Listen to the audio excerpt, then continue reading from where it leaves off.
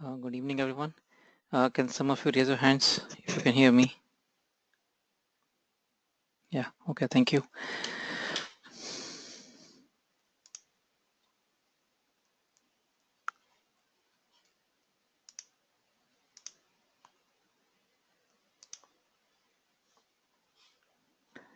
So, so in this session, I'll be, taking questions from, the from third and fourth daily revision sheets. So, I'm assuming that you have tried, on Thursday and Friday, you have tried these assignments.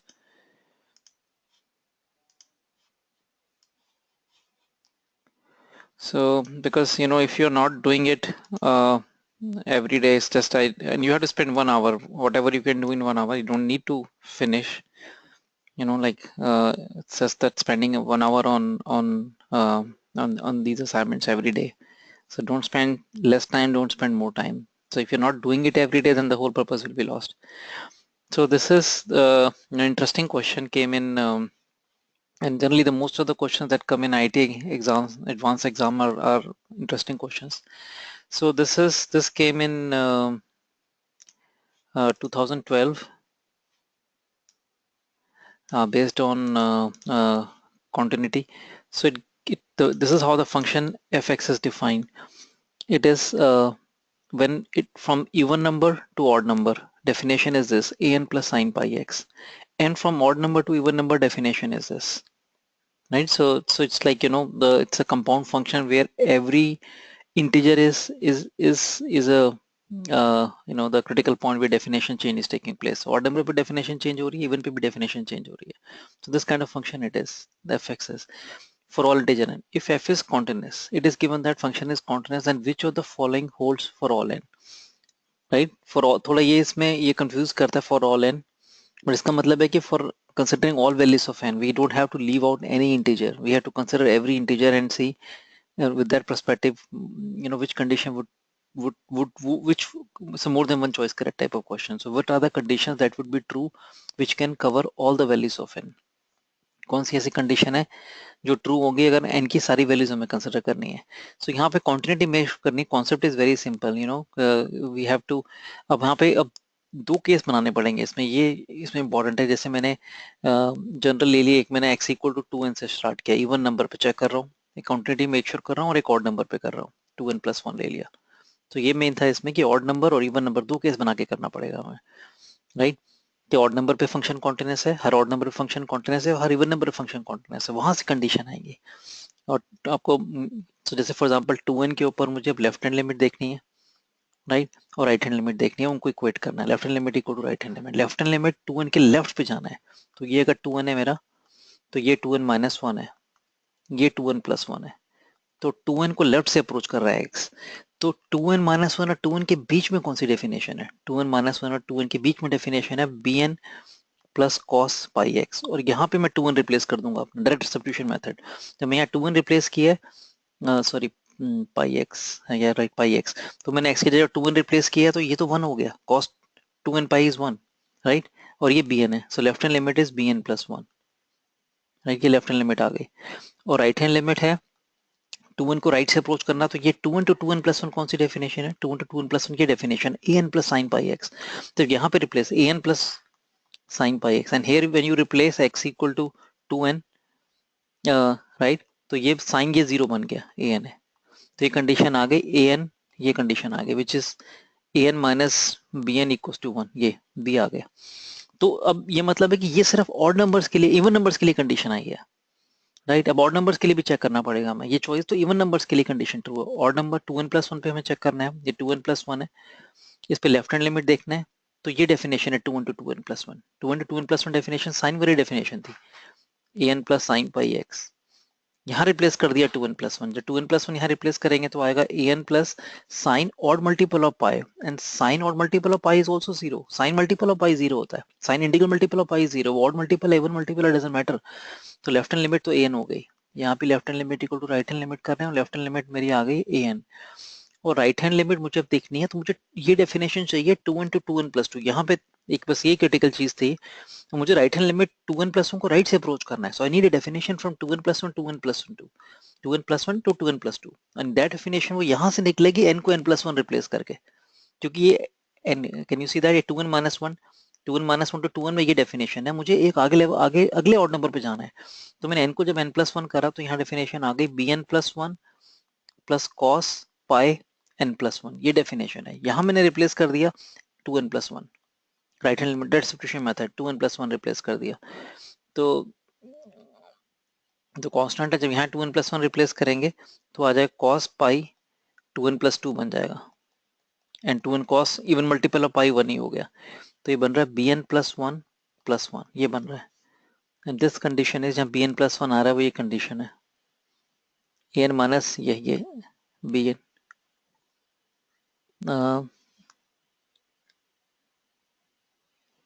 एक minute, I think an minus 1 तो ठीक है, ये minus 1 तो नहीं आ रहा, एक minute, मेरा डेफिनेशन थी, क्योंकि डी मैंने क्यों चॉइस लिखा हुआ आंसर में, तो n की जगह जब मैंने n plus 1 रिप्लेस किया, राइट, n की जगह n plus 1 किया, सॉरी यहाँ नहीं रिप्लेस करना था, ये गलती कर दी, सॉरी, तभी आंसर गलत। सो n की जगह n plus 1 करना है, यहाँ तो x है, तो यहाँ मेरी डेफिनेशन जो आ रही है n की जगह n plus 1 है bn plus 1, ये सेम ही है cos पाई x है। जब मैं ऑड नंबर डालूंगा x equal to 2n plus 1 इसमें, तो ये तो सेम रहेगा bn plus 1, ये ऑड मल्टीपल ऑफ पाई बन रहा है, cos odd multiple of pi is -1, तो यहाँ से ये +1 नहीं था, -1 था। अब ये चॉइस मैच कर यहाँ से नहीं कर रही है कोई भी, तो मुझे n को मैंने n-1 से रिप्लेस कर दिया, तो जनरल है वो, तो n को n-1 से रिप्लेस कर दिया, n को n-1 से रिप्लेस किया तो an-1 बन जाएगा इक्वल टू bn-1, ये चॉइस मैच कर रही है, and this is D choice, right. तो क्वेश्चन ऐसे मुश्किल नहीं, फाइनली घर आके करेंगे, but you know but interesting question था। So this, maybe we'll come back to this question because so maybe we can see this. This is the question came in 2012. So we have to discuss, continuity, sorry, differentiability की बात कर रहे हैं, choices देखें, function given है, compound function है, we have to talk about differentiability at 0 and 2। तो single choice लग रहा है इसमें, डिफरेंशियबल 0 और दोनों पे 0 2 पे डिफरेंशियबल है, दोनों पे डिफरेंशियबल नहीं है, एक पे है दूसरे पे नहीं है। सो क्वेश्चन को थोड़ा ज्यादा बड़ा कर दिया हमें कि 2 पॉइंट दे दिए, दोनों पे डिफरेंशियबिलिटी चेक करनी है, 0 पे भी और 2 पे भी। तो यहाँ पे अगर हम देखते हैं तो टिपिकल मेथड जो हम इसे राइट हैंड डेरिवेटिव का फॉर्मूला लगा लेते हैं पहले, एट एक्स इक्वल टू 0, या 0 पे चेक कर रहे हैं बेसिकली, और फिर 2 पे चेक करना पड़ेगा, और टिपिकल तरीका वही होता है, limit h approaches 0, right, h square और cos pi by h, right, का mod minus value at x equal to 0, वो डिफाइन किया, वैल्यू एट 0 इज 0, फॉर्मूला लगा रहा हूँ मैं राइट हैंड डेरिवेटिव का, 0 0 F of 0 plus H minus F 0 divide by H limit h approaches 0, right, divide by h, so it comes out to be limit h approaches 0, I cancel h with h, so it is h time cos pi by h। now see h mod भी है, mod से फर्क नहीं पड़ेगा, as h approaches 0 this angle approaches infinity, right, cos this approaches infinity, and we know this very well, when quantity inside cos approaches infinity it oscillates between -1 and 1। Mod है तो चलो मान लेते हैं 0 to 1 में ऑसिलेट करेगा 0 to 1 में, but there is a quantity which is approaching 0 with that, 0 into oscillating between finite limits is 0, I discussed this in the class, तो ये 0 हो गया, राइट, तो अप्रोचिंग 0 और एक ऑसिलेटिंग है बिटवीन फाइनाइट लिमिट्स, वो लिमिटिंग वैल्यू याद ही रखना है अपने 0 होती है। अब h को मैं लेफ्ट हैंड डेरिवेटिव के लिए h को मैंने माइनस h डाला, ये माइनस h का स्क्वायर है तो h स्क्वायर हो गया, यहाँ माइनस आएगा और ये जो माइनस आएगा वो मॉड में चला गया, राइट, ये माइनस मॉड में चला गया, तो ये हुआ h square divide by minus h, और ये है cos pi by H, mod की जरूरत ही नहीं, cos of minus theta is cos theta, ये मॉड है, मॉड से तो फर्क भी नहीं पड़ेगा, पहले ये कैंसिल करा तो अब फिर कोई बात आ रहा है, ये माइनस साइन है, बस ये फर्क हुआ, but there is a quantity approaching 0, there is a quantity which is oscillating between 0 and 1, right, तो क्या हुआ लिमिटिंग वैल्यू, वो 0 ही हो गई, वो तो फिर माइनस लगा, सिर्फ ये चेंज आया, माइनस आ गया, लेकिन माइनस से फर्क ही नहीं पड़ा, वो 0 था, तो function is differentiable at x equal to 0। Now same thing we have to repeat at x equal to 2, same thing हमें रिपीट करनी है 2 के लिए, तो तो टाइम तो लग रहा है इस क्वेश्चन, मोर देन वन में टाइम लगता ही है, sorry single choice more than one, but time लग रहा है इसमें. That's why it's difficult to score in IT exam even if you know the concept, so sometimes takes time to solve. So right hand derivative, I'll give you rough idea and you can finish it. At x equal to 2 निकालना है, तो यहाँ हो गया 2 plus h whole square cos pi divided by 2 plus h, right, mod divide by h, and value at 2 चाहिए हमें, value eight 2, तो derivative ले रहे हैं हमें x इक्वल्स टू 2 पे, राइट. और वैल्यू 2 रिप्लेस करेंगे तो cos पाई बाय 2 जीरो ही आ रहा है, तो वैल्यू जीरो ही आ रही है, गिवन नहीं है लेकिन जीरो ही आ रही है value, because when I replace x equal to cos pi by 2, cos pi by 2 is zero. ये सो दिस इज, अब ये हमें देखना है कि क्या लिमिटिंग वैल्यू आती है, right hand derivative left hand derivative भी. So this is h approaches, ये अप्रोचेस h अप्रोचेस जीरो है, तो ये तो 4 को अप्रोच कर रहा है पार्ट, राइट. यहाँ पे अगर हम देखते हैं कि cos pi by 2 plus H है, और अगर मैं देखता हूँ इसको मोड हटा सकता हूँ, बिकॉज मैंने ये cos 2 प्लस एच कर दिया, एच अप्रोचेस जीरो पे, ये पाई बाय ये एंगल आप देखो आप, ये पाई बाय, अगर एच जीरो पे पाई बाय 2 है, मैंने डिनोमिनेटर बढ़ाया है तो वैल्यू पाई बाय 2 से कम हो गई, डिनोमिनेटर को बढ़ाने से पाई बाय 2 से कम वैल्यू हो गई है. तो हम यहाँ पे हैं बेसिकली, अगर ये ऐसे मतलब जनरली कॉस का ग्राफ में पाई बाय 2 होता है, तो हम यहाँ पे हैं, पाई बाय 2 से पहले हैं थोड़ा, तो पॉजिटिव होगा कॉस, मोड की जरूरत नहीं है. डिवाइड बाय, नीचे है divide by H, so H approaches zero पे, so h approaches 0 पे, 0 by 0 indeterminate form बन रही है, you can check that. At denominator approaches 0 and numerator also approaches 0, because h approaches 0 पे cos pi by 2 बन रहा है, and cos pi by 2 is 0. So what we can do is we can differentiate with respect to h, LH rule लगा लिया हमने, ये 1 हो गया डेरिवेटिव, ये तो approaching 4 था ही, यहाँ डेरिवेटिव लिया minus sine pi divide by 2 plus H, इसके डेरिवेटिव से मल्टीप्लाई करना है, pi divide by 2 plus H का होल स्क्वायर, और माइनस भी आएगा, ये माइनस माइनस प्लस हो जाएगा ये. नाउ एज वी से h अप्रोचेस 0 पे, अब आंसर आ गया, h अप्रोचेस 0 पे, ये पाई बाय 2 1 हो गया, ये अप्रोचिंग 4 है, ये आ गया pi by 4 into 4, answer is pi. तो मिस्टेक होगी तो ठीक कर लेना, but that's what we have to do, and then we replace h by minus h, when you replace h by minus h, इसी में चेंज कर लेते हैं, यहाँ माइनस आ गया, यहाँ माइनस आएगा, और यहाँ माइनस आ जाएगा, तो ये तो अप्रोचिंग 4 रहा है, इसमें कोई चेंज नहीं है. जो ये माइनस, ये माने यहाँ 2 माइनस एच है, अब ये 2 माइनस एच कर रहे हैं, तो अब क्या फर्क पड़ा ये, अब देखो आप, इस बार हम डिनोमिनेटर को बढ़ा दिया है, और डिनोमिनेटर को सॉरी कम कर दिया है, तो पाई बाय 2 से बड़ा हो गया एंगल, पाई बाय 2 से बड़ा होने से आप cos पाई बाय 2 के आगे चले गए, इस बार यहाँ चले गए, नेगेटिव हो गया, राइट. तो मॉड हटाएंगे तो माइनस साइन भी आ जाएगा इस बार.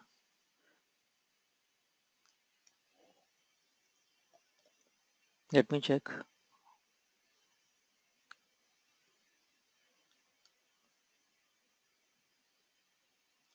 या quantity inside mod is negative, so put a negative sign outside, right, and then we can so this is approaching 0, and then we have minus, sorry इसको डेरिवेटिव बाद में लेते हैं, पहले लिख लेते हैं. This is approaching 4, and then we have, this is minus of cos pi divided by 2 minus h, divide by minus h, cancel this with this. So now again it is indeterminate form of the type 0 by 0, और answer आप देख सकते हैं कि minus का फर्क आ नहीं, शायद सेम ही आ रहा है आंसर, तो अप्रोचिंग 4, इसको डेरिवेटिव लिया, minus sine pi divide by 2 minus H, और डेरिवेटिव ऑफ दिस, अच्छा इसके डेरिवेटिव लेंगे तो माइनस, फिर एक माइनस आ गया, देख सकते हैं आप, 2 माइनस एच का होल स्क्वायर, फिर माइनस एच का डेरिवेटिव माइनस 1 भी आएगा.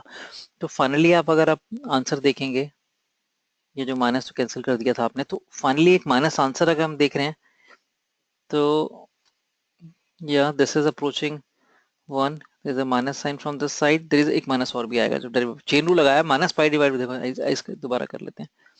सो फाइनली माइनस आ रहा है, कैसे, इसका डेरिवेटिव लिया मैंने, ये माइनस माइनस कैंसिल हो गया, इसका डेरिवेटिव में minus sine pi over 2 minus h into derivative of pi minus 2 h, that is pi over 2 minus h का whole square, minus pi over pi whole square into derivative of minus 2 minus, that is minus 1.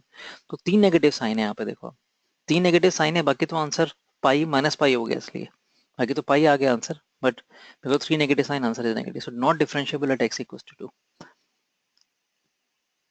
तो कर लेना आप खुद से एक बार, अगर calculation में आपको थोड़ा समझने में प्रॉब्लम हो रही है, but this is the approach we do it. तो ये क्वेश्चन सॉल्व करना is like if you are at a very fundamental level in finding the differentiability, or finding the limits, you're at a very basic level, then you cannot do this question. You have to be at a medium to advanced level, intermediate to advanced level to do this question.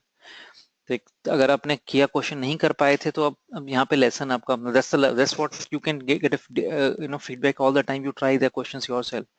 So if you're not able to do it, then what went wrong? What was the problem? So this is easy question. So you will be fooled if you're not able to score questions in this exam. That's like that's how you know do disaster. You screw up things if you don't solve such questions. Very fundamental. पहले वाले question में तभी हमें कुछ करना पड़ रहा है, कैलकुलेशन मिस्टेक हो सकती है, कॉन्सेप्ट तो पढ़े हुए थे सारे, बट यहाँ तो वेरी इजी क्वेश्चन। GX मतलब ये, even if you're at a basic to advanced level, basic to intermediate level, you don't need to be between intermediate and advanced level to do this question. अगर आप basic level से intermediate level में तभी कर सकते हैं। This GX function is given like this, and then it is given that, and let, yeah, and let p be the left hand derivative of mod of x minus 1. Left hand derivative of mod of x minus 1, mod of x minus 1 का ये graph है, mod x का graph बना के 1 unit left पे, ये -1 है, at x equal to 1, 1 पे p be the left hand derivative of mod of x minus 1, sorry right पे शिफ्ट करना था, सॉरी, x की जगह x minus 1 किया, तो mod x के ग्राफ को तो ये है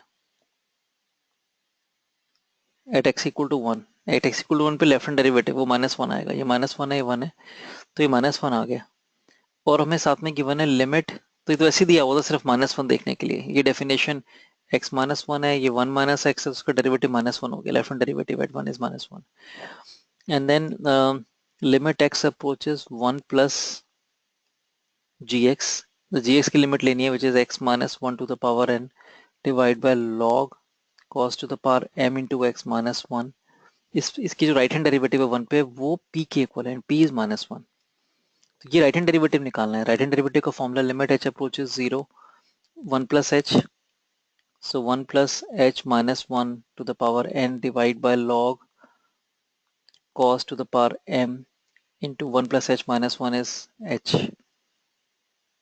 right? ये है, ऐसे है, ये कैंसिल इससे, so limit h approaches 0, now we can apply, it's a 0 by 0 indeterminate form, we apply LH rule, n times h to the power n minus 1 divided by इसका derivative 1 by cos to the power mh into derivative of cos to the power mh is minus sin to the power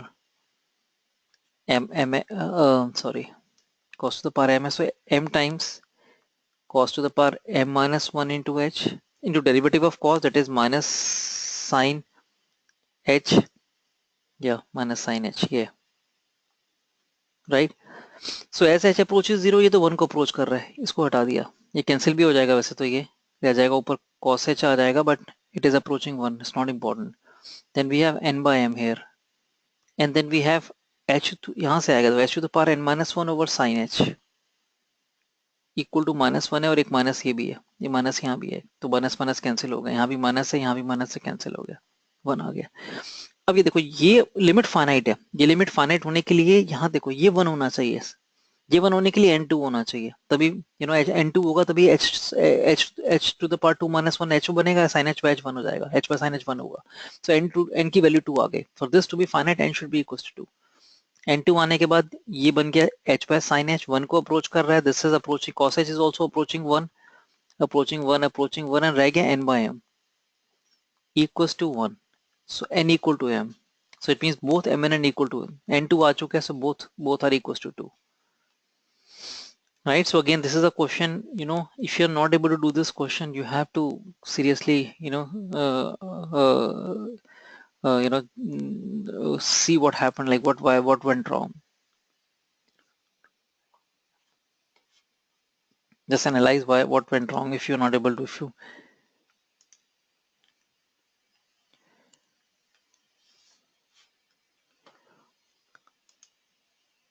so this is again easy question, came long time back 2001 में.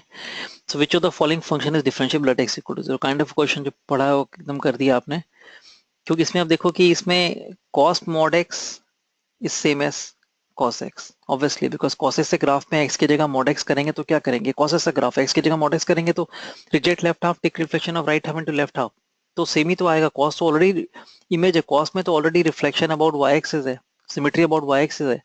सो cos mod x is same as cos x, तो इसको अगर मैं सबको cos x ही लिख लूं हर जगह, तो अब देखो ये cos x डिफरेंशियबल फंक्शन है और mod x नॉन डिफरेंशियबल है जीरो पे, तो at x equal to zero पे नॉन डिफरेंशियबल हो गया। Non differentiable why, because differentiable function plus minus non differentiable, एक डिफरेंशियबल फंक्शन को ऐड सब्ट्रैक्ट करते हैं एक नॉन डिफरेंशियबल से, तो it results into non differentiable function. वो मल्टीप्लिकेशन और रेशियो में भी सेम बात है। सो दैट वे एक डिफरेंशियबल है, ये नॉन डिफरेंशियबल है, ये नॉन डिफरेंशियबल, हमें बताना है which of the function is differentiable, बताना है जीरो पे। ये नॉन डिफरेंशियबल हो गया, सेम वे ये नॉन डिफरेंशियबल है बिकॉज ये cos x से डिफरेंशियबल है और mod x नॉन डिफरेंशियबल है। अब इन दोनों को देखना पड़ेगा हमें कौन सा नॉन डिफरेंशियबल है। इसमें अगर आप देखेंगे तो ये ये डिफरेंशियबल आता है, देख लेते हैं।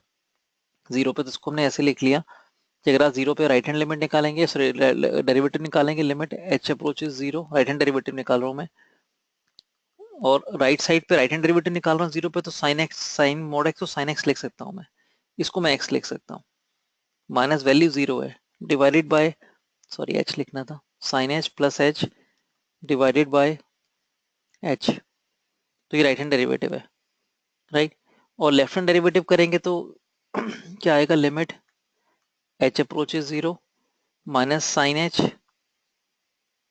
क्योंकि ये आएगा sine of minus h, h negative है मॉड है तो, minus h divide minus h, this also comes out to be sine h plus H bye h. तो दिख रहा है हमें क्या ये टू आंसर है, वन और ये वन टू आंसर है, तो ये भी डिफरेंशियबल हो गया, left hand derivative right hand derivative two, दोनों टू हो गए।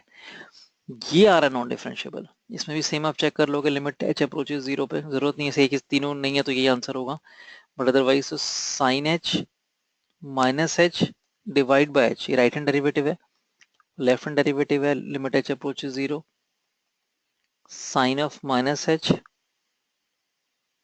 Plus h divide by h, तो अब देख सकते हैं ये बन रहा है जीरो और ये बन रहा है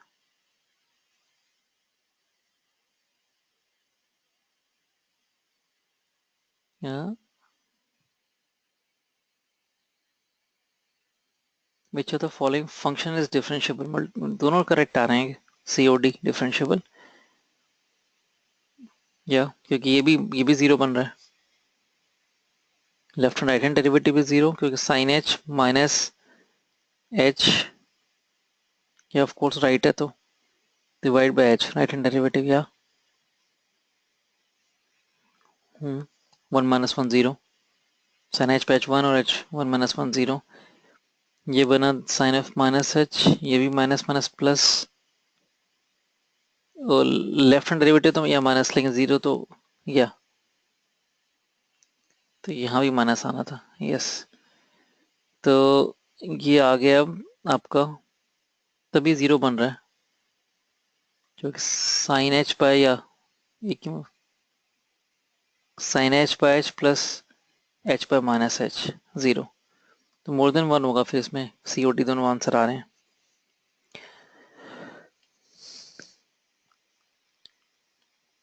So this is again a easy question. Left hand derivative of this function at x equal to k where k is an integer. Left hand derivative निकालना है सिर्फ, so limit h approaches zero k minus h, left hand derivative तो k सिर्फ k minus h कर दिया हमने, greatest integer of k minus h sin pi times k minus h divided value at x equal to k. Value at x equal to k is zero. F value f k is zero because sin pi k is zero. Integral multiple of sin pi is zero. ये zero हो गया, divide by minus h, ये निकालना है इस question में, तो mistake नहीं होनी चाहिए। बाकी तो k माइनस एच है तो k इंटीजर है और k माइनस एच यहाँ होगा, तो उससे ग्रेटेस्ट इंटीजर क्या होगा, k minus one, of course you know this value lies between k minus one and k, between two integers, so greatest integer is integer on left, ये k minus one sine, this is pi k minus pi h, divide by minus h. अब यहाँ पे दो case बनाएंगे तो ज़्यादा easily समझ आएगा कि हमने केस बनाया के इज इवन, जैसे पहले शुरू में एक क्वेश्चन ने बनाया था k is even, sorry k is even, if k is even integer then limit h approaches zero, this is k minus one, ये तो अपने आप में अलग है। तो इवन इंटीजर में यहाँ पे अगर के वन हो गया तो इसको मैं हटा सकता हूँ और फिर माइनस बाहर कॉमन लेके minus of sine pi H, ये है। नीचे एच माइनस एच है, minus will cancel out with this minus h, minus pi से multiply divide, this is 1, so answer is k minus 1 into pi, right? If it is k is odd, then what difference it will make? K minus 1 by minus h, it will remain like this. यहाँ पे अगर k odd है, k odd है तो इस बार हम ये देख सकते हैं कि इस एग्जांपल ले लेते हैं, ये 3 पाई माइनस पाई एच होता, तो आप इसमें से 2 पाई हटा देते तो बन जाता sine, even multiple of pi हटा देते, sine pi minus pi h बचता, which is cos, which is pi sine h, sine pi h. तो इधर माइनस नहीं आएगा, खाली इस बार आएगा साइन पाई एच, ये आएगा, माइनस नहीं आया बाहर इस बार, डिवाइड बाय माइनस एच है, so multiply divide with pi, so answer comes out to be minus pi k minus one. So combine करके आ गया minus one to the power k into k minus one into pi, कि अगर के even है तो ये one हो जाना चाहिए, के ऑड है तो माइनस वन होना चाहिए, तो minus one to the power के बाई सी आंसर, नहीं सॉरी, के minus one to the power k into k minus one, ये answer. So this is again now the kind of a question which is you can do orally, लिखने की ज़्यादा ज़रूरत नहीं है। x square minus one है, so we write this x minus one into x plus one. Question says that for the function this is non differentiable at, कहाँ पे non differentiable है, ये लिखा हमने, mod को फैक्टराइज करके आ गया x minus two mod into x minus one mod, अलग कर दिया, फैक्टराइज किया पहले x minus two into x minus one, अलग कर दिया, प्लस ये तो cos x है, ये पार्ट डिफरेंशिएबल है, इसमें कुछ करना नहीं है, cos mod x is cos x। तो अब यहाँ पे देख सकते हो, आपको ये थोड़ा फीलिंग होनी चाहिए, ये याद ही मैंने शायद पहले मेंशन किया, आई डोंट रिमेम्बर, कि अगर इससे x mod x होता है, mod x function non differentiable है, राइट? लेकिन अगर आप देख सकते हैं जीरो पे, x इक्वल टू जीरो पे बात हो रही है, mod x नॉन डिफरेंशिएबल, लेकिन जैसे मैंने x से मल्टीप्लाई कर दिया तो डिफरेंशिएबल बन जाता है ये। वो कैसे कि अगर आप इसको आप जैसे आप अगर देखो x की वजह से फर्क पड़ा है, क्योंकि अगर आप राइट हैंड डेरिवेटिव का फॉर्मूला लगाओ, समझने की लिमिट h अप्रोचेस जीरो, तो ये h mod h minus zero divide by h है, right hand left hand derivative है, h mod of h is minus h divide bye sorry ये right का है, लेफ्ट का है, तो minus h mod of minus h right over minus h। तो अगर आप देखते हो एक बार को इसको ये पार्ट हटा दो भी, तो ये नॉन डिफरेंशिएबल क्यों था mod x, क्योंकि ये बन रहा था, इसको मत देखना अभी h को, ये बन रहा था mod h by h which is one, ये h को छोड़ दो भी, यहाँ पे ये माइनस h हुआ, तो ये बना, या ये बना mod of h divide minus h, ये माइनस वन बना, इसलिए mod x नॉट डिफरेंशिएबल है, अगर ये दे। लेकिन उसके साथ ये जो पार्ट लग गया है जो कि जीरो अप्रोच कर रहा है, ये दोनों अनइक्वल हैं, तो ये mod x नॉन डिफरेंशिएबल है, but there is a part which is approaching zero in front of it, तो जीरो अप्रोचिंग इनटू समथिंग, कुछ भी k1 आंसर है, approaching zero into k2 answer है, तो ये सेम हो जाता है, डेरिवेटिव वैसे इक्वल नहीं थे, लेकिन जो आगे ऐसा फंक्शन लग गया जो जीरो को अप्रोच कर रहा है, तो ये फंक्शन डेरिवेटिव इक्वल हो जाते हैं, सेम यहाँ पे हो रहा है, देखो ये सेम, ये डिफरेंशिएबल फंक्शन हो गया इसलिए जीरो पे। तो ऐसे ही देखो, अब मैं यहाँ क्लियरली देख सकता हूँ कि जो mod of x minus one और एक्स माइनस वन है, तो ये वन पे तो डिफरेंशिएबल है फंक्शन, देखो एक्स माइनस वन, सेम अभी लॉजिक जो पढ़ा है, x minus one into mod of x minus one, तो ये याद ही रख सकते हैं कि एक्स मॉड एक्स डिफरेंशिएबल होता है, तो ये डिफरेंशिएबल है, और वन माइनस वन पे तो पॉलिनोमियल है, डिफरेंशिएबल होगा, टू पे नॉन डिफरेंशिएबल है, क्योंकि two mod of x minus two है, राइट, टू पे नॉन डिफरेंशिएबल होगा, क्योंकि मॉड फंक्शन नॉन डिफरेंशिएबल होते हैं कहाँ पे, जहाँ पे उनका क्रिटिकल पॉइंट होता है, तो टू पे नॉन डिफरेंशिएबल है, ये वन पे भी नॉन डिफरेंशिएबल होने की पॉसिबिलिटी थी, लेकिन because of x minus one in front of it, it will not be non differentiable at x equals to one. तो इसको लिख के करने की जरूरत नहीं है, डिटेल के अंदर करने को कर सकते हैं ऐसे, left hand derivative right hand derivative, but जरूरत नहीं है, आइडिया आपने देख ही लिया है कि इसमें अगर हम पॉइंट देखें, क्रिटिकल पॉइंट देखें, जीरो है, जीरो पे तो कुछ नहीं, ये फंक्शन तो पॉलिनोमियल ही है, मॉड से प्रॉब्लम है, अदरवाइज से पॉलिनोमियल था, ऐसे देखो आप, मॉड से प्रॉब्लम है, मॉड में दो क्रिटिकल पॉइंट आते हैं 1 और 2, ये दो प्रॉब्लम है, बाकी तो पॉलिनोमियल है ये। तो 1 और 2 पे नॉन डिफरेंशिएबल हो सकता है, 1 पे डिफरेंशिएबल इसलिए बन गया क्योंकि because of x minus one into mod of x minus one, 2 पे रह गया जो कि नॉन डिफरेंशिएबल है। तो ये क्वेश्चन अगर आपने किया हो तो इसमें मिसप्रिंटिंग है, ये होना चाहिए था f double dash x greater than zero for all x belongs to r, second derivative greater than zero. फिर ये इजी क्वेश्चन हो गया काफी। कैसे? ये सिर्फ इतना ही गिवन है, जीरो पे वैल्यू 1 है, x इक्वल टू जीरो पे वैल्यू 1 है, और जीरो पे डेरिवेटिव माइनस 1 है, तो स्लोप ऑफ टेंजेंट ये है, ये टेंजेंट टेंजेंट ऐसे होगा, ऐसे स्लोप माइनस 1 है टेंजेंट का, तो ये डेरिवेटिव है।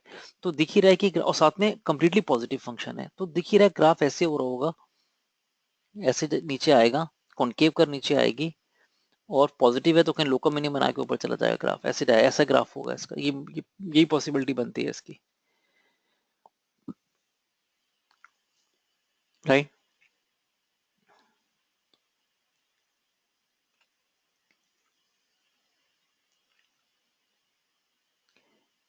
देखो बाकी तो आप ये देख सकते हैं कि आप कह सकते हैं ये अगर ये टेंजेंट कह रहे हैं हम है, तो ग्राफ नीचे कॉन्वेक्स भी ऐसे हो सकता था यहाँ पे, तो कॉन्वेक्स होके पॉसिबिलिटी ये भी बनती, फिर आगे जाके ऐसे चला गया पॉजिटिव, फिर कॉनकेव हो गया। तो अब वो बाकी, अब ये चॉइस, ये भी तो ग्राफ से मैच कर रहा है इसको, इस कंडीशन को, लेकिन इसमें फिर आप देख सकते हैं कि बाकी कोई चॉइस मैच मतलब कि नहीं मैच करेगी। -2 तो कैसे कह सकते हैं, -2 और -1 के बीच में, ये तो कोई नहीं, यहाँ तो अगर आप यहाँ कॉन्वेक्स कह रहे हैं तो ये चॉइस तो भी नहीं मैच करी, फिर तो यहाँ जीरो पे कॉन्वेक्स, जीरो के राउंड कॉन्वेक्स होना चाहिए। तो सेकंड डेरिवेटिव नेगेटिव की बात कर रहे हैं, लेकिन वो कहीं और कर रहे हैं, तो ये सेंस नहीं बन रही। Same here, second derivative negative की बात कहीं और कर रहे हैं, इनके बारे में तुम कुछ नहीं कह सकते, सेकंड डेरिवेटिव नेगेटिव है। अच्छा सॉरी, फॉर ऑल एक्स की बात कर रहे हैं, second derivative negative for all x तो हो नहीं सकता ना, एक बार कॉन्वेक्स कर रहे हैं तो कॉन्केव तो होना ही पड़ेगा उसको ऊपर जाने के लिए। कॉन्वेक्स खाली कॉन्वेक्स होगा तो फिर लोको मिनिमम कैसे बनेगा, लोको मिनिमम नहीं बनेगा तो ग्राफ नेगेटिव बन जाएगा, ग्राफ इज कम्प्लीटली पॉजिटिव। तो अगर अगर कॉन्वेक्स है भी कहीं पे, राइट, सेकंड डेरिवेटिव नेगेटिव है भी कहीं पे, तो हर जगह फॉर ऑल नहीं हो सकता, वो कहीं तो पॉजिटिव होगा सेकंड डेरिवेटिव, और बाकी तीनों चॉइसेस में सेकंड डेरिवेटिव कहीं पॉजिटिव नहीं है, तो ये एक ही चॉइस बनती है इसमें, प्रिंटेड थी बट ये चॉइस ही बनती है इसमें, सेकंड डेरिवेटिव कंप्लीटली पॉजिटिव। तो कॉन्सेप्ट आपको आई होप यू रिमेंबर है कि when shape is convex upwards then it is second derivative negative, and shape is concave second derivative positive, ये हमने यूज किया है। So this is a question where again there is a misprinting, लेकिन question में नहीं है, choices में थी। तो इसमें ये एफ डैश एक्स था, एफ डैश एक्स सी चॉइस में चेंज कर लेना, एफ एक्स की जगह एफ डैश एक्स है सी चॉइस में। Now this is question that we in a video class we discuss about theory about this. So what we do is typically we differentiate, we solve, we using this relationship between x and y, using this identity in x and y, we find function f. We generally we call this equation as function functional equation, functional equation कहते हैं इनको। यहाँ से हम function को find कर लेते हैं, कैसे डेरिवेटिव लेते हैं, इधर विद रिस्पेक्ट टू एक्स और with respect to y, in this case is symmetry between x and y, it doesn't matter, with respect to हमने एक्स ले लिया derivative, f dash x plus y chain rule into derivative of x plus y, x का derivative, या हम differentiating with respect to x taking y constant, taking y constant, so ये one y का derivative 0 equals to f dash x plus 0 because y constant लिया है तो function of y भी constant हो गया। फिर I put y equal to minus x, so it becomes y dash 0 equals to f dash x, और हमें given है फंक्शन डिफरेंशिएबल है 0 पे, तो ये आ गया, दिस इंप्लाइज f dash 0 को मैंने k, f dash x को मैंने k, इसको मैंने k मान के k लेके f dash x equals to k हो गया, इंटीग्रेट किया तो एफ एक्स क्या होगा, के एक्स प्लस सी, सी निकाल सकते हैं बिकॉज अगर आप ओरिजिनल इक्वेशन में जीरो एक्स को जीरो वाई को जीरो डालेंगे, zero zero zero plus zero, and which gives f zero equals to two f zero, which gives f zero equals to zero, f zero को zero means c equal to zero, y को f x equal to k x आ गया, ये आ गया मेरा function.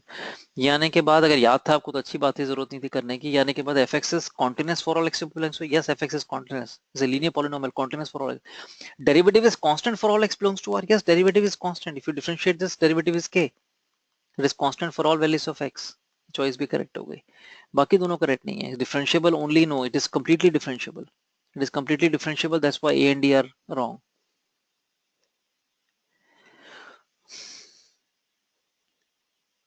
this is, so will this question is very easy question I would say. अगर इसमें भी स्कोर नहीं कर पाया तो बहुत मुश्किल होगी कि मैंने एफ एक्स अगर टिपिकल क्वेश्चन है, एफ एक्स है, जी एक्स है, max of f x g x, min of fx is typical question है, टिपिकल मेथड है, we draw the graph of fx function, mod x plus 1 का graph बना लिया and we draw the graph of g x x square plus one, x square का plus one का graph भी ऐसे ही होगा ऊपर करके, बट ये देखना है कि इंटरसेक्ट करेंगे इस तरह से, ये एक पैराबोला ऐसे जाएगा। सॉल्व कर लें, पता ही होता है हमें कि यू नो 0 to 1 में एक्स बड़ा है एक्स स्क्वायर से, राइट, तो एक्स स्क्वायर नीचे होगा। सेम यहाँ पे सिमेट्री ऐसे भी, both are the symmetrical about y axis, both functions are even function symmetrical about y axis, ये दोनों ग्राफ बना लिए। अब लेस देन जीरो में यहाँ पे हमें ग्राफ बनाना है, मैक्स लेना है एफ ऑफ जी एक्स का, मैक्स लेना मतलब जो ऊपर वाला ग्राफ लेना होता है। We move from left to right and we pick the graph that is above, ये वाला ग्राफ पिक कर लिया मैक्स के लिए। फिर हर पॉइंट पे दोनों, हर एक्स की वैल्यू पे कंपेयर कर रहे हैं दोनों ग्राफ्स को, और हमें मैक्स ऊपर वाला ग्राफ लेना है, मैक्स मींस अपर ग्राफ लेना है, ये आ गया। आगे हमें मिन लेना है इसमें, फिर ये ग्राफ और ये, तो यहाँ पे निकालना था number of points where h x is not differentiable, तो क्लियरली दिख रहा है कॉर्नर है, नॉन डिफरेंशिएबल है, दिख रहा है यहाँ कॉर्नर है, देखो स्ट्रेट लाइन फिर ऐसे कर्व हो गया ऐसे, कॉर्नर क्लियरली कॉर्नर, और ये भी क्लियर कॉर्नर दिख रहा है, सो तीन कॉर्नर तो हमें बिल्कुल क्लियर दिख रहे हैं। So f x is non differentiable at 3 points. Right, वो डायरेक्ट कॉन्सेप्ट बेस्ड क्वेश्चन था, ये भी बहुत इजी क्वेश्चन है, सब कुछ आता है हमें, बट ओनली थिंग इसमें मतलब ये पहले it came in long time 2007, जहाँ पे हर मैनी टू मैनी रिलेशनशिप था, हर एक के साथ हर एक ऑप्शन हो सकती है।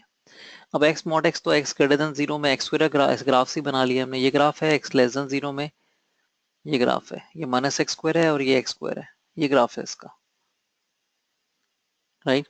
तो कॉन्टिन्यूस है, यस कॉन्टिन्यूस है, परफेक्टली पी चॉइस करेक्ट हो गई। डिफरेंशिएबल है, यस डिफरेंशिएबल है, यहाँ पे पक्का फंक्शन डिफरेंशिएबल होगा, चेक कर लो, इसका डेरिवेटिव 2x आता है, जीरो पे क्या हो रहा है डेरिवेटिव, डायरेक्ट डिफरेंशिएशन से कर रहा हूँ मैं, जीरो।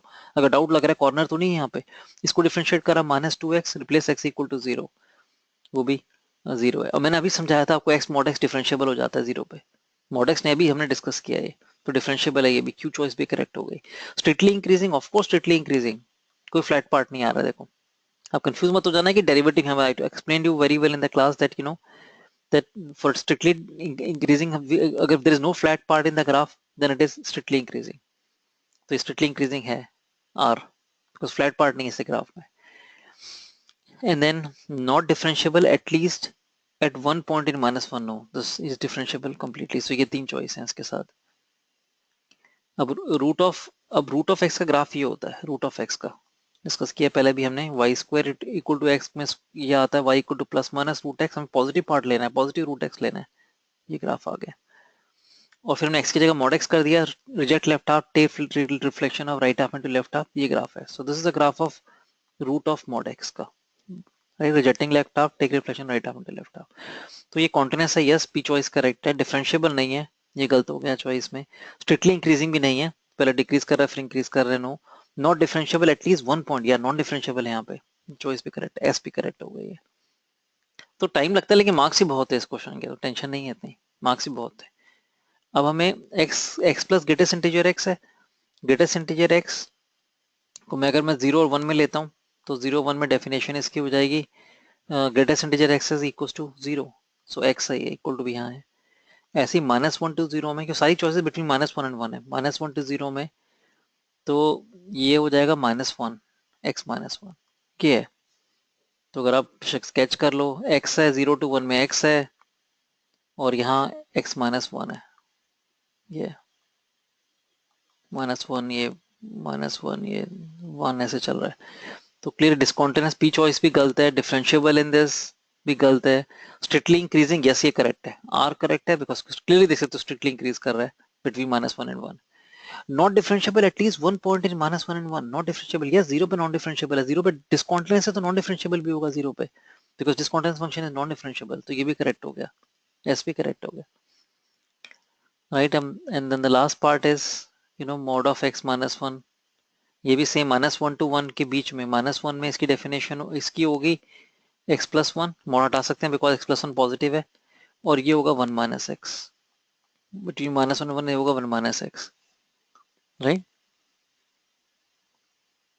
क्योंकि पता है कि x -1 में ये यहाँ पॉजिटिव होता है, यहाँ नेगेटिव होता है, 1 के लेफ्ट पे नेगेटिव होता है, तो हमने माइनस लगा दिया, x -1 के आगे कर चुके हैं सारा हम, ये कैंसिल होकर 2 आ गया। दिस इज नथिंग बट 2 के इक्वल है। और 2 क्या है, कॉन्टिन्यूस भी है, डिफरेंशिएबल भी है, स्ट्रिक्टली इंक्रीजिंग नहीं है, नॉट डिफरेंशिएबल ये भी फॉल्स है, पी एन की चॉइस है, डिफरेंशिएबल है थ्रू आउट, तो ये चॉइस भी गलत हो गई।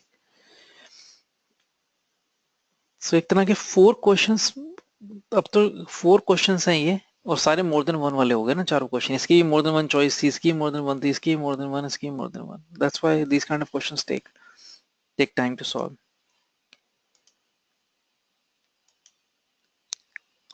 I'll do the rest of the questions. So this is the question which I have left the 3 questions are in fact 4 questions, वो देख लेते हैं थोड़ा सा, yeah, पहले ये देख लेते हैं। See this question, अगर हम देखते हैं now they have they're no more giving these kind of type in exam. uh, Earlier IT people used to give it, and then mains also started giving it, then IT advanced they stopped giving this type, and then now even mains has main exams, has like they have also taken this type of questions out of exam, so they don't ask such questions. तो मैं question, लेकिन question तो समझ सकते हैं हम, type नहीं आएगी, स्टेटमेंट टू वाली टाइप नहीं आती है, but still we can understand this question. F and G are two real valued functions defined in -1 to 1, and G double dash X is continuous. G0 not equal to 0, G dash 0 0 given है, and G double dash the second derivative of 0 is not equal to 0. This is given about G. Fx is defined in terms of G. Fx equal to gx into sin x. And then there are two statements which are given here.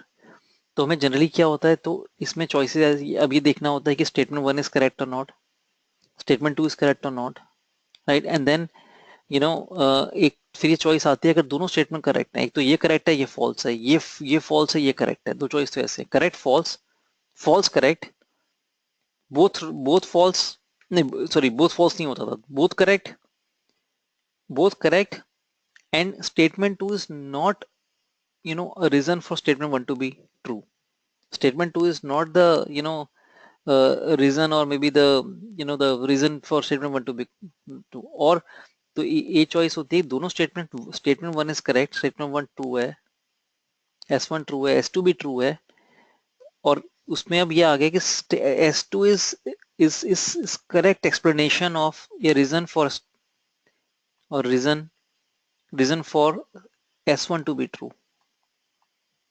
ऐसे ही था कि हमने एक फिर B choice होती आएगी इसमें, S1 is correct, S2 is true, दोनों करेक्ट हैं, S2 is not the correct reason explanation for S1 to be true, ये था। अब प्रॉब्लम इनमें क्या आती है, इसमें कंफ्यूजन होती थी कि ये दोनों, अगर दोनों स्टेटमेंट करेक्ट हो गई, अब आंसर ए टिक करना है, बी टिक करना है, ये प्रॉब्लम है इसमें, कि स्टेटमेंट 1 के करेक्ट होने का रीजन है नहीं है, एक्सप्लेनेशन है नहीं है, वो बड़ा मुश्किल था फिगर आउट करना। इस क्वेश्चन में तो स्पेशली बहुत मुश्किल है कि ये आइडेंटिफाई करना है कि statement 2 is a correct explanation of statement 1, it's very difficult to decide. Also वैसे भी डिपेंड करता है कि कि वो कि वो अब अगर अगर स्टेटमेंट 2 स्टेटमेंट 1 को प्रूव करने में यूज भी हो गई, लेकिन कितना परसेंटेज यूज हो रही है उसकी, कि 10 फॉर्मूले यूज करते हैं, एक फॉर्मूला है या 2 फॉर्मूले या 3 फॉर्मूले, सो ऑल दिस कंफ्यूजन के रोल क्या है स्टेटमेंट 2 का स्टेटमेंट 1 के प्रूव में, वो that was a debatable thing, that's why they took this out. तो पहले तो स्टेटमेंट 2 देख लेते हैं हम करेक्ट कैसे है। डेरिवेटिव निकालना है जीरो पे, तो उसको डिफरेंशिएट कर दिया हमने, f डैश x को, chain product rule, gx constant, derivative of sin x is cos x, derivative of gx is g dash x, taking sin x constant. Now we replace 0. F dash 0 is g0, cos 0 is 1, g dash 0 is 0, ये भी 0, दोनों 0 हो गए, तो F dash 0 equal to g0 आ गया, ये correct हो गया। अब स्टेटमेंट 2 को मैं करेक्ट करने के लिए ये करता हूँ मैं कि मैंने लिमिट x अप्रोचेस 0, पहले मैं देख लेता हूँ सेकंड डेरिवेटिव भी कर लेते हैं, लिमिट x अप्रोचेस 0, ये है gx, ये मिसप्रिंटिंग है, इसको भी ठीक कर लेना, cot x है, ये cos x नहीं cot है, ये कॉट एक्स को लिख लिया मैंने cos by sine, cos x पर sine x minus g zero, cosec को भी साइन, साइन नीचे ले आया मैं ऐसे, right. So now I apply l h rule, right. तो जीरो बाय जीरो बन रहा है indeterminate form. You can check zero by zero indeterminate form है. एक्स अप्रोचेस जीरो पे ये वन, ये g zero minus g zero zero, so zero by zero indeterminate form. I reply l h rule. G dash x taking cos constant, g s constant, cos का derivative minus sine, this is zero, divide by cos x. Now x approaches zero पे तो ये one, ये zero, ये आ गया g dash zero which is zero. Second derivative zero हो गया, sorry g dash zero, zero answer आ गया. सॉरी ये लिमिटिंग वैल्यू इसकी जीरो आ गई. तो अब जल्दी में तो कुछ लोग कहेंगे स्टेटमेंट फॉल्स होगी जी, सेकंड डेरिवेटिव के इक्वल तो आए नहीं जीरो पे. लेकिन ये तो निकालो उसका सेकंड डेरिवेटिव जीरो आ जाए. अब सेकंड डेरिवेटिव हमने डेरिवेटिव तो निकाला था, सेकंड डेरिवेटिव निकाल लिया एक्स के ऊपर, इसको आगे डिफरेंशिएट करना है. G dash x taking cos x constant plus taking gs constant derivative cos is minus sin x plus g double dash x taking sin x constant plus g dash x constant derivative of sin is cos. मैंने second derivative ले लिया है function का और फिर zero replace कर दिया. तो g dash जीरो जीरो हो जाएगा, साइन की जीरो की वजह से sine zero is zero, sine zero is zero, g dash x is zero. G dash x zero given है हमें, ये जीरो, सारी टर्म जीरो हो गए, जीरो आ गया. तो चॉइस करेक्ट हो गई. जी डैश ये पहले जीरो आंसर आया था और एफ डबल डैश भी जीरो है, तो आंसर क्या हो गया, एफ डबल डैश जीरो के इक्वल हो गया. देखो दोनों जीरो आ गए ना, तो इसके इक्वल कर दिया हमने. तो ये स्टेटमेंट वन भी करेक्ट हो गई. तो अब लेकिन आप ए टिक करेंगे बी टिक करेंगे, ये इसका रीजन है ट्रू होने का, ये हमने यूज किए हैं यहाँ पे कहीं पे. तो तुमने आप कहोगे यूज तो हुआ नहीं. इस मेथड में कहाँ यूज किया हमने कि f dash zero equal to g zero है, कहाँ यूज किया हमने जब ये जो हमने प्रूव किया फर्स्ट स्टेटमेंट नहीं यूज किया. तो आप जब बी टिक कर दोगे, लेकिन आंसर ए था, बी नहीं था, क्योंकि आपने इस तरह से सॉल्व किया है उसको. अगर आप थोड़ा अब उसको इस तरह से सॉल्व करना था कि हमें इसको यूज करके देखना ही है कि यूज करके प्रूव होता नहीं होता. तो ये इसमें थोड़ा वियर्ड रहता है, तो उतना इम्पोर्टेंट नहीं है क्योंकि टाइप हट गया आती नहीं एग्जाम में. अदरवाइज इसका इसको यूज करके भी ये चीज प्रूव कर सकते हैं. तो कह सकते हैं कि statement two is an explanation of statement one, लेकिन अब तो टाइप हट गई, बड़ी कंफ्यूजन थे, हम ये लें यूज हो रहा है नहीं भी हो रहा तो क्या माने इसको.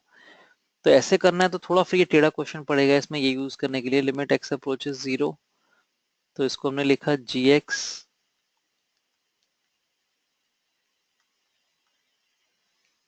को हमने लिख लिया, इसको हमने ऐसे लिख लिया है क्योंकि एफ की फॉर्म में आंसर लाना है ना इसमें, तो तभी तभी एक्चुअली में आपने इसको इनडायरेक्ट प्रूफ किया ना, पहले जीरो बना दिया और उसको भी जीरो शो कर दिया. अब सीधा हमें ये आंसर लेके आना है, तब यूज होगा वो.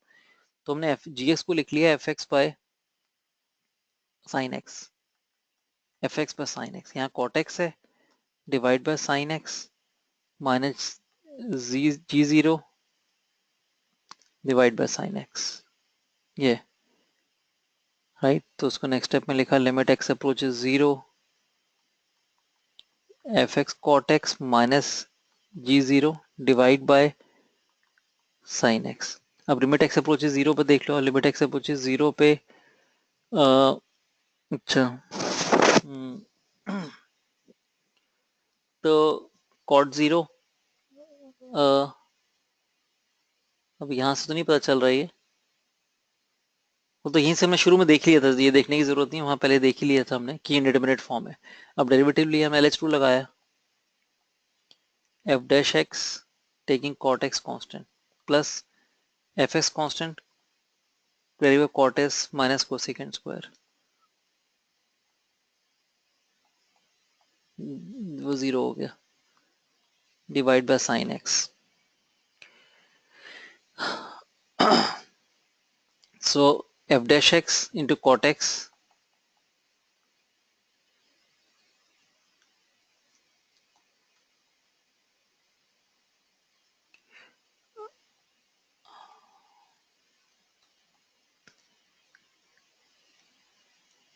एंड या इसमें अब आप एक बार और अभी भी अब देखेंगे तो ये इंडिटरमिनेट फॉर्म ही बन रही है अभी भी, क्योंकि अगर आप x इक्वल टू जीरो पे देखते हैं तो इन्फिनिटी माइनस इन्फिनिटी बन रही है.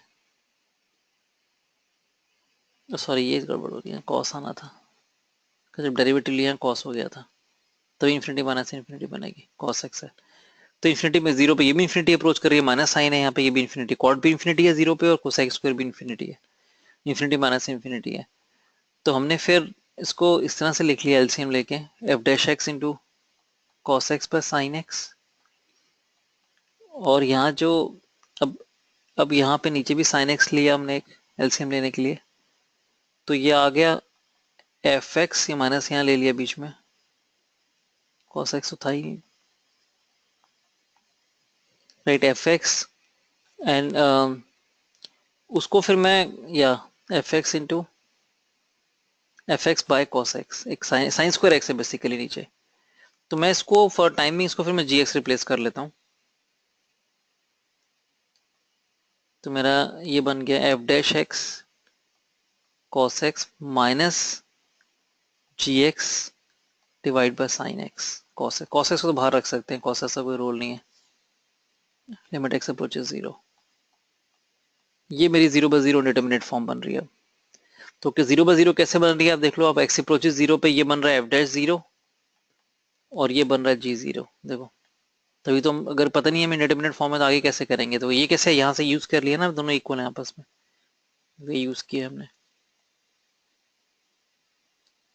अब ये यूज हो रहा है देखो स्टेप के अंदर की, बिकॉज ये इक्वल होंगे तभी तो इंडिटरमिनेट, ये इंडिटरमिनेट फॉर्म बनेगी। Now you apply LH rule, f double dash x taking cos x constant plus f dash x constant, cos का derivative minus sine minus g dash x divide by sine का derivative cos, ये तो approaching one अलग से ही था, ये one को approach कर रहा है, ये जी डैश एक्स जीरो हो गया, एक्स अप्रोच जीरो पे, आ गया आंसर, जीरो पे ये जीरो है, जीरो पे ये जीरो है बिकॉज ऑफ साइन, और जीरो पे ये एफ डबल डैश जीरो हो गया, ये आंसर आ गया F double dash zero.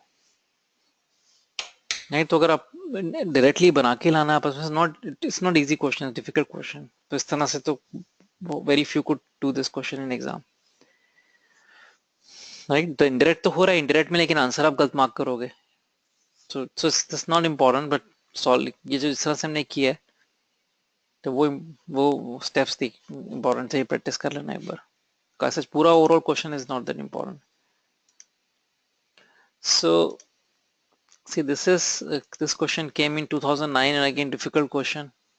Let's see how it is difficult, why it is difficult, how it is difficult. If you see fx, यहाँ पे given है x cos 1 by x, ये function, and we have to x greater than equals to 1, we have to identify which choices are correct.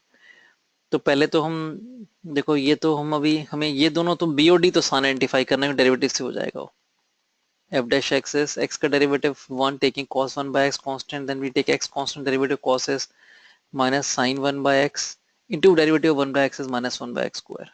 So it is cos 1 by x plus ये x से x cancel sin 1 by x divide by x. तो ये आप देख सकते हैं ये positive part है हमेशा और ये पॉजिटिव है, राइट, क्योंकि x ग्रेटर देन 1 है इसमें, तो साइन तो पॉजिटिव है, 1 के आगे जाएंगे तो ये, राइट, 1 2 3 4 आप कहीं भी देखेंगे तो पॉजिटिव ही आएगा, मतलब ये साइन का ग्राफ, ऐसे तो साइन का ग्राफ होता है, ये 1 है तो ये साइन 1 है, तो इस पार्ट में ही हम खाली जब 2 डालेंगे तो साइन हाफ है, हाफ का साइन भी है, सो हमेशा पॉजिटिव होगा, एक्स पॉजिटिव है, ये सेम है, cos 1 बाय एक्स भी पॉजिटिव है, क्योंकि जो ये 1 बाय एक्स वेरी कर रहा है एंगल, वो 0 to 1 के बीच में कर रहा है, एक्स वेरी कर रहा है 1 से लेके इन्फिनिटी तक, तो 1 बाय एक्स वेरी कर रहा है 0 से लेके 1 तक, और 0 to 1 में cos साइन दोनों पॉजिटिव होते हैं, सो डेरिवेटिव पॉजिटिव आ गया, increasing function, F x is increasing function, और इंक्रीजिंग स्ट्रिक्टली इंक्रीजिंग होता ही फ्लैट पार्ट नहीं है, तो ये डी चॉइस करेक्ट हो गई, सॉरी गलत हो गई, डिक्रीजिंग लिखा है, सॉरी डेरिवेटिव है स्ट्रिक्टली डिक्रीजिंग, अभी इसका एक बार और करना पड़ेगा, पहले ये देख लेते हैं, लिमिट एक्स अप्रोचेस इन्फिनिटी, इस पे ये तो ये करना नहीं था, इसका डेरिवेटिव की इंक्रीजिंग डिक्रीजिंग बताना है, फंक्शन का नहीं डेरिवेटिव का, वो करते हैं अभी, एक बार और डेरिवेटिव लेना पड़ेगा। अभी तुमने लिमिट एक्स अप्रोचेस इन्फिनिटी देख लिया क्या आता है, एक्स अप्रोचेस इन्फिनिटी पे कॉस अप्रोचिंग जीरो हो जाएगा, ये हो जाएगा sine approaching zero divide by approaching infinity, so ये 1 cos 0 is 1, sin approaching 0 is, this is approaching 0 and 1 by infinity is also approaching 0, so answer is 1, this choice is correct। अब इसका फिर मैं दोबारा डिफरेंशिएट करना है, तो second F double dash x निकालना है, वो भी बताएगा एफ डैश एक्स इंक्रीजिंग है डिक्रीजिंग है, राइट। एफ डैश एक्स का इंक्रीजिंग डिक्रीजिंग चेक करना है तो सेकंड डेरिवेटिव निकालना पड़ेगा, उसको फिर दोबारा डिफरेंशिएट कर रहे हैं। Minus sine 1/x applying chain rule into -1/x square minus sin 1/x, yeah,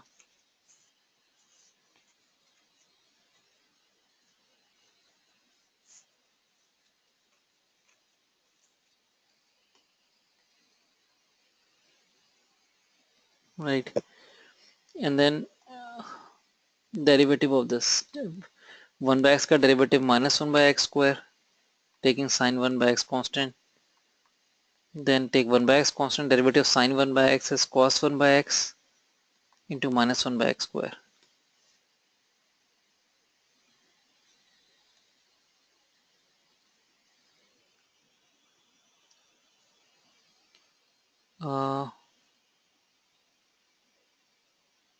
ये कैंसिल हो गया, या ये प्लस है मगर ये कैंसिल हो गया इससे, साइन 1/x फिर ये, तो ये नेगेटिव आ गया। आप देखो यहाँ पे -1/x³ cos 1/x less than 0. So f double dash x is less than 0 implies f dash x is a decreasing function because उसका डेरिवेटिव नेगेटिव है, तो ये चॉइस भी करेक्ट हो गई।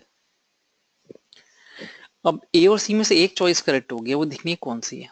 तो इस तरह के कई क्वेश्चन बनते हैं कि F of x plus two minus F x less than 2 है, ग्रेटर देन 2 है, तो हम फंक्शन नया ले लेते हैं जी का, G x is F of x plus two minus F X minus 2। अगर जी एक्स ग्रेटर देन 0 आ गया तो जी एक्स ग्रेटर देन 0 मतलब सी चॉइस है, अदरवाइज ए चॉइस है। तो जी एक्स देखना है ग्रेटर देन 0 है लेस देन 0 है, पॉजिटिव है नेगेटिव है। तो हमने इसका अगर डेरिवेटिव लेके देखा जी डैश एक्स का, वो आ गया f dash x plus two minus F dash x, और ये हम पहले देख चुके हैं, निकाल चुके हैं, एफ एक्स डिक्रीजिंग फंक्शन है, डिक्रीजिंग फंक्शन है तो ये नेगेटिव होगा। देखो आप नेगेटिव होगा कैसे, डिक्रीजिंग फंक्शन ऐसे देख लो आप, x plus to greater than x of course, दोनों साइड का एफ डैश ले लिया हमने, F dash of x plus to greater than F dash x, right. और ये साइन चेंज होगा कि डिक्रीजिंग फंक्शन था, f dash decreasing function already निकाल चुके हैं। अगर दोनों साइड का एफ ले रहा हूं तो मैं साइन इसे चेंज करूंगा because derivative is a decreasing function, f dash is a decreasing function, we already prove this, f dash is strictly decreasing function. तो ये साइन चेंज हो गया, तो यहाँ से आ गया देखो F dash x plus two minus F dash x less than 0, ये आ गया देखो लेस देन 0 है, डिक्रीजिंग फंक्शन है, g x is a decreasing function.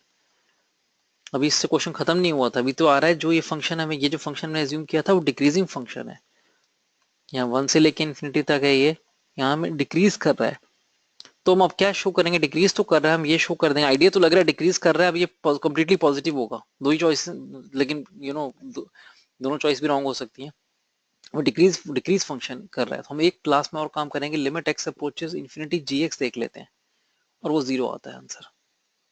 तो यू नो हमें ये पता है कि डिक्रीज कर रहा है फंक्शन और इन्फिनिटी पे वो 0 को अप्रोच कर रहा है, तो पॉजिटिव होगा ना हमेशा, 0 को अप्रोच कर रहा है और डिक्रीज करता हुआ अप्रोच कर रहा है, तो ऊपर तो ऊपर ही होगा ना, उससे पहले तो ऊपर ही होगा, डिक्रीज करता हुआ 0 को अप्रोच कर रहा है, it mean before that it is above, it's positive. तो ये हमें शो करना पड़ता है, जी एक्स जो मेरा फंक्शन था, limit x approaches infinity x plus two into, ये था ना, ये लिखा जी एक्स, आपका f of x plus two है, x plus two into cos 1/x plus two minus x cos 1/x minus two, ये है। इसकी लिमिटिंग वैल्यू इन्फिनिटी पे निकाल के इसको LH लगाना है, बेसिकली इसको 0 शो करना है,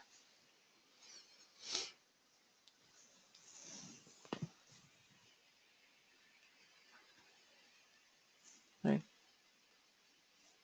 तो इसको रीअरेंज कर लेना बेटर रहेगा, इसमें x कॉमन लेके cos of 1/x plus two minus cos of 1/x, 2 common लेके cos ऑफ 1/x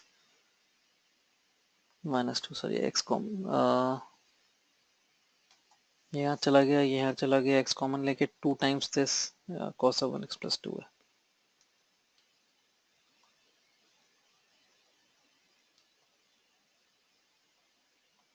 ये। तो ये तो 0 हो गया कि x अप्रोचेस इन्फिनिटी पे, ये 0 अप्रोच करेगा, cos 0 1 1 माइनस 1 इज 0, ये तो 0 अप्रोच कर रहा है, इसकी लिमिटिंग वैल्यू निकालनी है, उसके लिए LH टूल लगा सकते हैं, कैसे cos 1 over x plus two minus cos 1/x ऊपर रख के इसको 1/x, limit x approaches infinity, 0/0 indeterminate form आ गई है LH rule, right.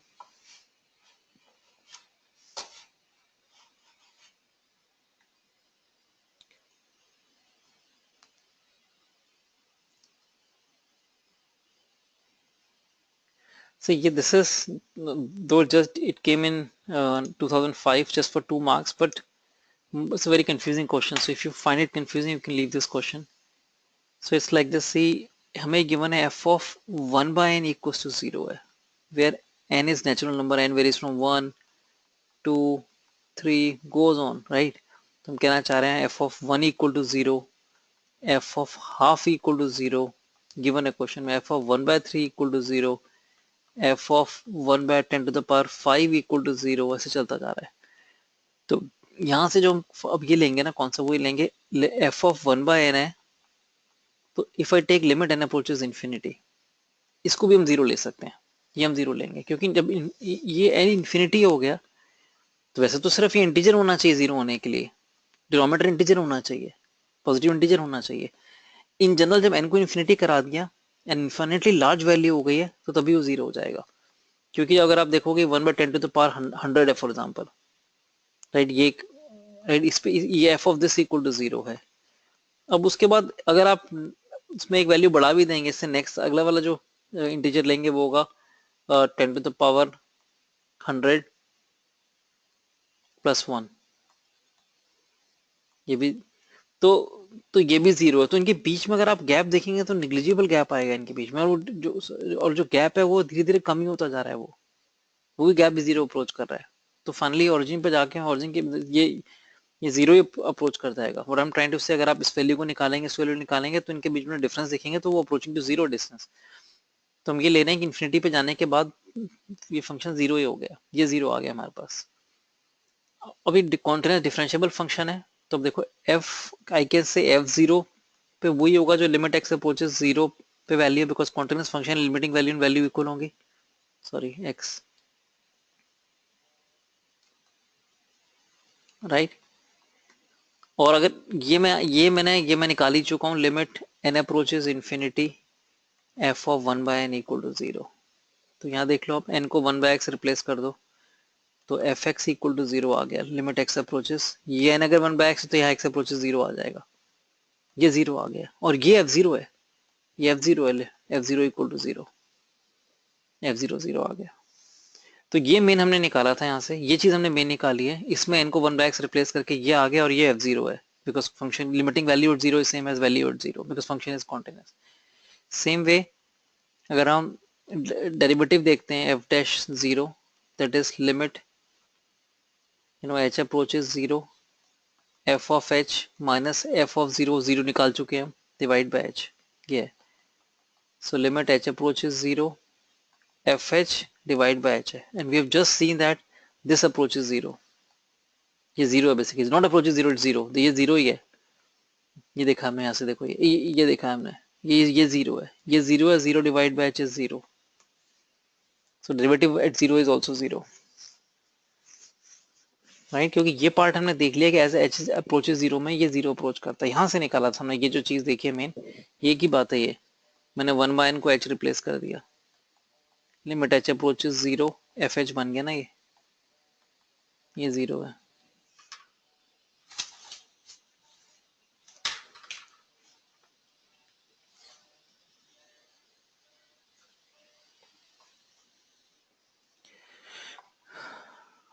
But you can leave this question if it's confusing. So so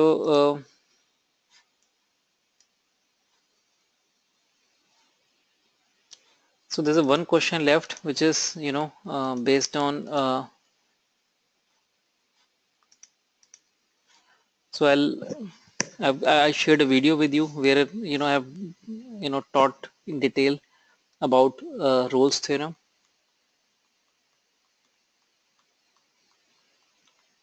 And LMVT. LMVT stands for Lagrange mean value theorem, right? Lagrange mean value theorem. LMVT, Lagrange mean value theorem. So this I'll give you a brief idea and then you can see that video where I've explained in detail. So Rolle's theorem is this is a statement of Rolle's theorem. If fx is continuous in closed interval a comma b and differentiable, open में भी चलेगा, in open interval a comma b as well as क्या ऐसे लिख लो, continuous in closed interval a comma b, differentiable in open interval a comma b and fa equal to fp, ये condition भी true है, then there exists at least one value of c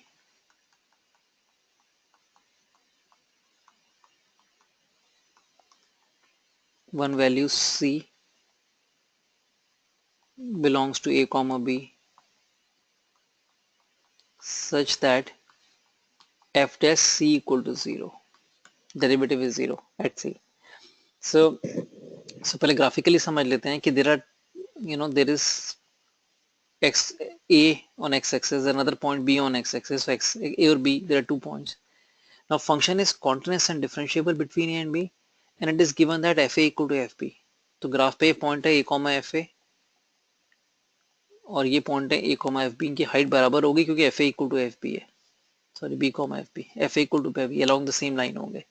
अब function continuous differentiable है तो graph बीच में कैसा हो सकता है, ऊपर राइज करके फॉल करेगा ऐसे हो सकता है, या फॉल करके राइज करेगा ऐसे हो सकता है, या मल्टीपल लोकल मैक्सिमम या मास से ऐसे हो सकता है, ऐसे हो सकता है, कैसे इनमें से कुछ भी हो सकता है. हम यही कह रहे हैं ग्राफ अगर ऊपर कॉन्टिन्यूस डिफरेंशिएबल है, राइट, ब्रेक है ही नहीं, तो हम पक्का डेफिनेटली श्योर नहीं कि एक पॉइंट ऑफ लोकल मैक्सिमम तो पक्का आएगा ही आएगा इस वाले, अगर ये वाला ग्राफ लेते हैं. और ये पॉइंट ऑफ लोकल मैक्सिमम का मतलब है स्लोप ऑफ डेरिवेटिव जीरो होगा, एफ डैश सी जीरो पक्का होगा. और एक वन वैल्यू ऑफ सी पे where c lies between a and b, जैसे ये वाला ग्राफ देख लो, ये वाला ग्राफ, इसमें ये स्लोप ऑफ टेंजेंट जीरो हो गया, देखो derivative is zero at x equal to c, तो एक पॉइंट एग्जिस्ट ऐसा जरूर करेगा जहां पे डेरिवेटिव जीरो होगा. एटलीस्ट वर्ड इसलिए यूज किया because if you see this graph, if you see this goes up comes down goes up goes like this, तो यहाँ भी डेरिवेटिव जीरो है, यहाँ भी डेरिवेटिव जीरो है, यहाँ भी डेरिवेटिव जीरो है, there are 3 point where derivative is zero. So that's why we say कम से कम एक पॉइंट तो होगा, one value of c will exist where derivative is zero, but there can be more values of c where derivative equal to zero. ये Rolle's theorem है, right, कि between यही लिख कह रहे हैं हम, if f x is continuous and differentiable and f a equal to f b है, so again I repeat this is a, this is b, f a equal to f b है, यहाँ से यहाँ आ गए हम, तो ए और बी के बीच में एक पॉइंट डेफिनेटली सी होगा जहां पे स्लोप ऑफ टेंजेंट जीरो होगा, पक्का होगा. ग्राफ कैसे भी बना लो ए और बी में, doesn't matter what graph you consider, कि आप कह रहे हैं नीचे गया फिर ऊपर गया फिर नीचे गया फिर ऊपर गया फिर यहाँ पे आया एक ही लेंथ बराबर में, तो डेफिनेटली एक point one value of c होगी, एक value of x होगी between a and b, at least one where derivative will be zero. For example, in this case, derivative is zero here, zero, zero. 4 points and derivative zero है, तो at least one condition is true. क्योंकि जब यहाँ से पास कर रहा है, यहाँ से पास कर रहा है, ऊपर जाके वापस भी आना है, नीचे जाके ऊपर आना है, तो डेरिवेटिव जीरो तो पक्का एक पॉइंट पे होगा, ज्यादा पे भी हो सकता है, right. So an LMVT is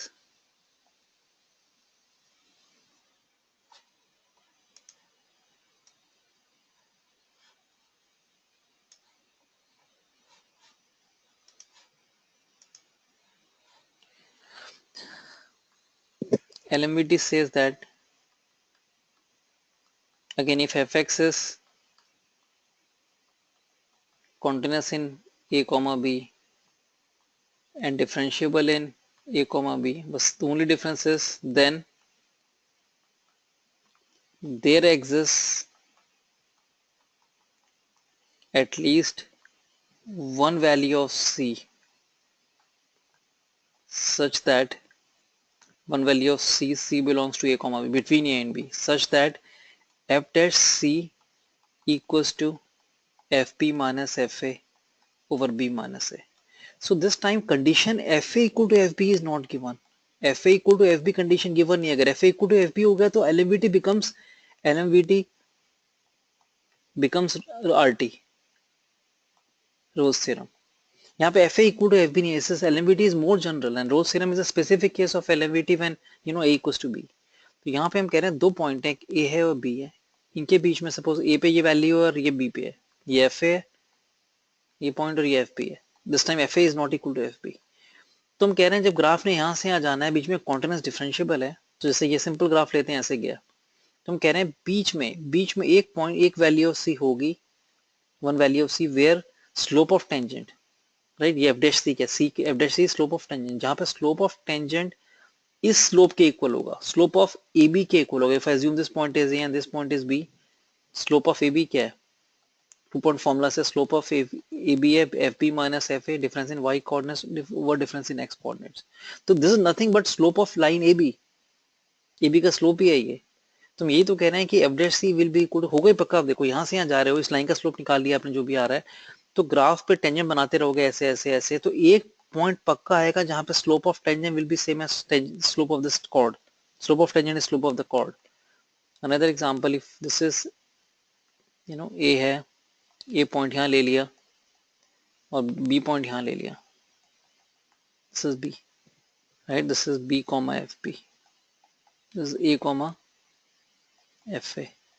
हम कह रहे हैं कि ग्राफ बीच में ऐसे ऐसे ऐसे करके जा रहा है। तो अभी भी आप देखो कि ए और बी का स्लोप निकाल लिया आपने, ये स्लोप निकाल लिया, स्लोप ऑफ ए बी आपने, विच इज बी मान f b minus f a और बी माइनस ए। तो कंडीशन यही रोल्स थ्योरम कह रही है कि आपने जो स्लोप है इस कॉर्ड का वो ये है। तो पक्का एक point at least one value of c will exist between a and b, between a and b one value of c will exist where slope of the tangent will be slope same as the slope of chord a b के slope के equal होगा slope of tangent. वो है, देखो यहाँ पे देखो, ये आप लोग तो ढंग से नहीं बना ग्राफ अदरवाइज तो ये लिया मैंने स्लाइन के अबाउट लोकल मैक्स ऐसे बनाया ना ग्राफ, तो ये देखो ये है, ये ऐसे बन रहे हैं, ये पॉइंट आ रहे हैं, राइट। तो ग्राफ ऐसे जाता है, तो अगर ये जो स्लोप है वो यहाँ पे देखो इक्वल हो रहा है ऐसे, और कहीं भी इक्वल हो सकता है ऐसे ऐसे करके, तो यहाँ भी इक्वल हो रहा है ऐसे। तो वही हम दैट्स व्हाट एलएमवीटी सेज दैट कि बिटवीन टू पॉइंट्स जो स्लोप होगा ज्वाइन करके और फंक्शन कॉन्टिन्यूस डिफरेंशिएबल है, तो वो स्लोप स्लोप ऑफ टेंजेंट भी पक्का बनेगा। जैसे ये बन रहा है, ये ऐसे ही बन रहा है, देखो टेंजेंट कम से कम एक पॉइंट तो ऐसा एग्जिस्ट करेगा between and b where slope of tangent will be same as the slope of the कोड। There can be more points but at least one point exist. That's the LMVT theorem. Now if you see the question that's based on Rolle's theorem पे है ये question, came in IT mains में 14 में आया है। तो इसमें भी एक मिसप्रिंटिंग है, ठीक कर लेना इसमें। यहाँ पे एक तो मैं गिवन है इसमें f0 equals to 2 and g1 is also 2। यहाँ इक्वल टू साइन था बीच में, यहाँ इक्वल टू टाइम था बिटवीन 2 एंड g1 के बीच में इक्वल टू साइन था जो मिसिंग है, दोनों 2 के इक्वल है। एंड g0 इज 0, यहाँ लिख लेते हैं g0 0 एंड f1 इज 6। ये गिवन है, मैं कंडीशंस वैल्यूज गिवन है। Then for some c between 0 and 1 which condition is true, for some c which condition is true। तो जैसे I'll give you an example before I do this question कि objective है question generally ऐसे बनता है, मान लो कि a/3 प्लस जैसे ये लिया,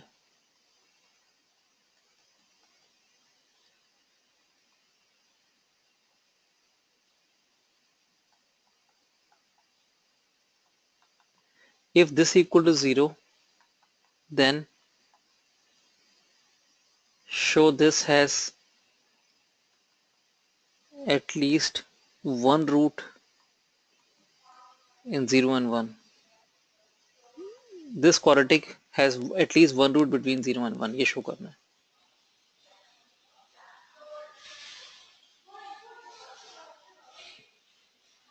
just a minute।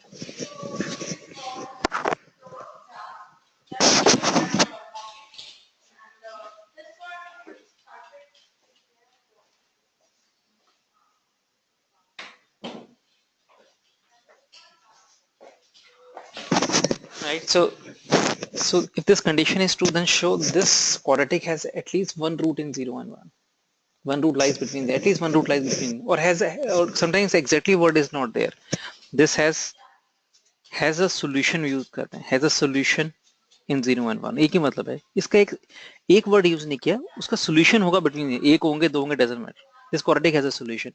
So what we do, अब अब हम वी हैव, बिकॉज ये हमारा डेरिवेटिव है इसके मतलब, तो डेरिवेटिव के रूट की बात करते हैं रोज थ्योरम में कि डेरिवेटिव का रूट होगा between a and B.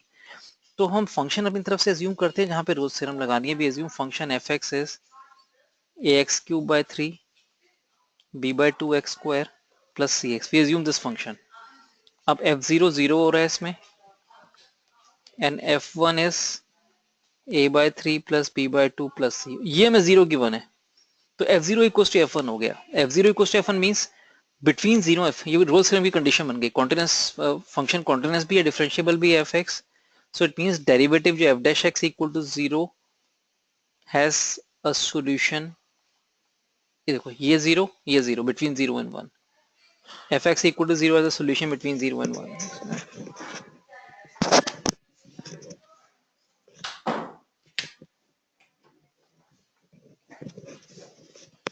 Right? fx as a solution between 0 and 1. So basically when we in these questions in Rolle's theorem and LMVT question, we have to assume function from our side on which we have to apply question. Function नहीं given होगा कि इस पे LMVT लगाओ, इस पे Rolle's theorem लगाओ. So we have to assume function from our side. So in this question, अब हमें ये सॉरी कंडीशन में डाल दी मैंने, सॉरी, ये हमें कंडीशंस गिवन थी. तो अब ये देखो, ये कौन सी चॉइस भी नहीं पता इसमें कौन सी आ रही है हमें, लेकिन ये डेरिवेटिव पे कंडीशन है कि that's for some c between 0 and 1 which condition is true. For some c between 0 and 1 कौन सा डेरिवेटिव वाली कंडीशन सेटिस्फाई करेगी. तो जैसे ये कंडीशन तब सेटिस्फाई कर, ये कंडीशन चेक करने के लिए मैंने ऐसे एज्यूम करना पड़ेगा मुझे, gx let a function, sorry hx function ले लिया मैंने, इक्वल्स टू डेरिवेटिव. ये मतलब जहां भी इसको आप सी को x रिप्लेस कर दो, जनरली ये तरीका होता है, सी को x रिप्लेस कर दो, तो आ गया f dash x equals to g dash x has a root in right in between 0 and 1. तो ये किसका डेरिवेटिव है, वहां से फंक्शन एज्यूम करेंगे. तो हम hx फंक्शन एज्यूम करते हैं fx माइनस gx. ये अगर यहाँ पे हम रोल्स थ्योरम लगा पाए तो ये आंसर ठीक होगा, ये वाला, राइट.